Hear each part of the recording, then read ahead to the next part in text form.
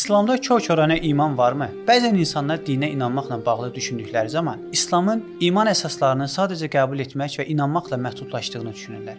Bəs görəsən, İslamda iman yalnız kör-körənə qəbul etməklə bağlıdır, yoxsa burada daha dərin, ağla və təfəkkürə bağlı tələblər var?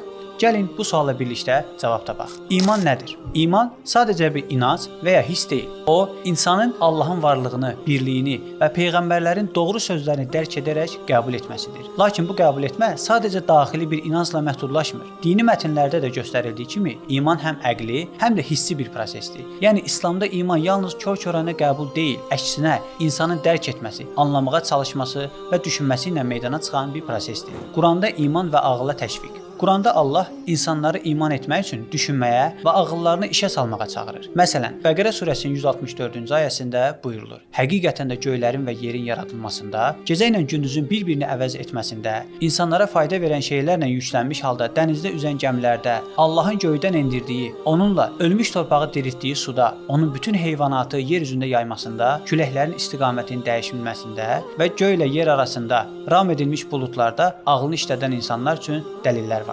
Buradan da aydın olur ki, İslamda iman sadəcə qəlbən qəbul edilən bir şey deyil, həm də ağıl və təfəkkür yolu ilə insanın əsl həqiqətləri dərk etməsi ilə bağlıdır. Yəni, insanın öz imanı üzərində düşünməsi, araşdırma aparması və bu yolla daha sağlam bir inancı sahib olması tələb olunur. Kör-körənə imanla Allahın dediyi iman anlayışı arasında fərq. İslamda heç bir zaman kör-körənə iman qəbul edilmir. Quranda buyurulur: Onlar heç düşünmürlərmi? Əraf surəsi 179-cu ayə. Burada da Allah insanları düşünərək iman etməsini sadəcə bir ənənə və ya ailə qaydaları ilə deyil, şəxsi təcrübə və anlama yolu ilə doğru yola gəlmələrini istəyir. İslamda iman insanın Allahı, onun hökm və təlimlərini yaxşıca dərk etməsi, həmçinin bu anlayışa görə hərəkət etməsidir. Kör-körənə iman insanın düşünməkdən və araşdırmaqdan qaçması deməkdir. Lakin dinimizdə hər zaman daha dərinə getmək və inancı möhkəmləndirmək məqsəd qoyulur. Peyğəmbərimizin yanaşması. Peyğəmbərimiz Həzrət Muhammed həmişə imanını qüvvətləndirmək və daha sağlam bir inanclı olmaq üçün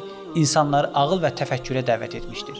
O, müsəlmanların hər bir məsələdə düzgün düşünmələrini, mühakimə etmələrini və hər şeyin mənasını anlamağa çalışmaları istəmişdir. Bir hədisdə Peyğəmbər belə buyurur: İman düşünənlərə verilmiş ən böyük nemətdir. Bu, İslamda imanla bağlı düşünmənin və anlamağın nə qədər vacib olduğunu göstərir. İslamda iman və əqli sərbəstlik, imanın həqiqəti yalnız müəyyən bir mədəniyyətə və ya ailə ənənəsinə bağlanmır. İnsanların özlərinə məxsus qərarlar vermə azadlığı var. Əsl iman insanın dərk etməsi, sual verməsi və doğrunu tapmağa çalışması ilə möhkəmlənir. Yəni, İslamda iman heç bir zaman məcburiyyət və ya zorla qəbul edilə bilməz. Hər kəsin doğru yola gəlməsi üçün düşünmək və araşdırmaq hüququ vardır. Bu da İslamda inancın şüurlu və əqli bir proses olduğunu göstərir.